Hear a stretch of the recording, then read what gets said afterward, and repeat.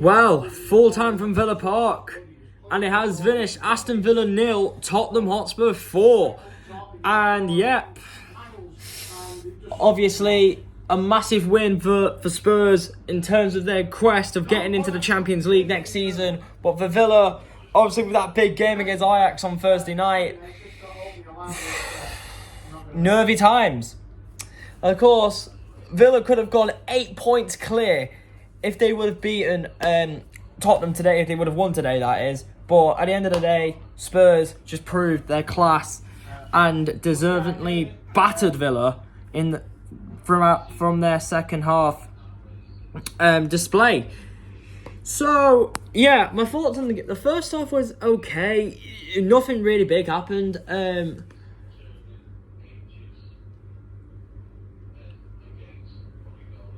And I can see in a sense, right?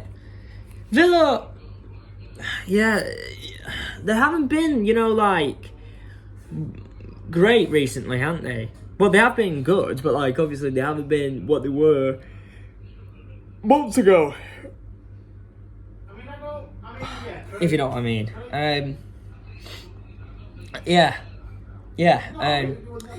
Spurs is a massive win for Spurs. If you look at it, 2 points now behind Aston Villa with a game in hand, which is in fact Chelsea at Stamford Bridge.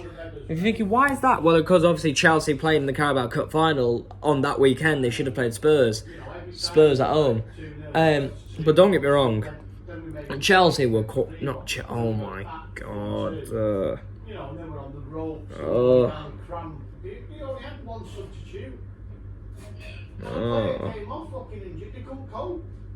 Sorry, I meant Aston Villa. I'm sorry, guys, I'm not up for it today.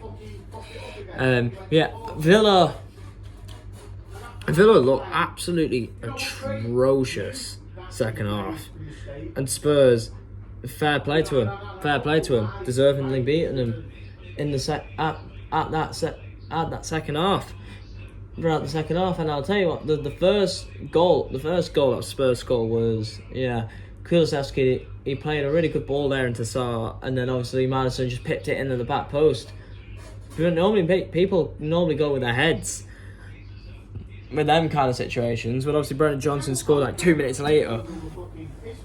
And, of course, Villa went down to 10 men, obviously, with John McGunn getting sent off, and to be honest with you, it looks it looks bad when you look at it. It looks bad.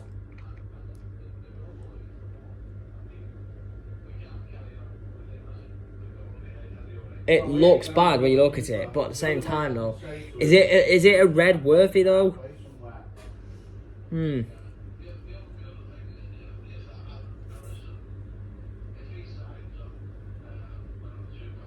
almost certain. We can't sign them up now. I'm sure it's shut. That's the thing. That's the issue. I think I don't know. But yeah, my man of the match. You know what? I might give it to Maddison was good. Son, the people gave it Son, and I would give it Son because I thought second half he was brilliant. Maddison was also good. Johnson was good as well. But now look at that. 2 points separate Villa and Spurs. Spurs with a better goal difference of 2 than Villa, but with a game in hand. So the big question is, and of course, Manchester United are still on 47 points. Now, if you have to be honest, Mum, if you have to be honest,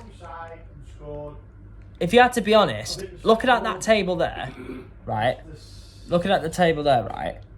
Could you still, even though there's 10 games left, but 11 left for Spurs, right? Could you still say that United mathematically have a chance of getting in top 4?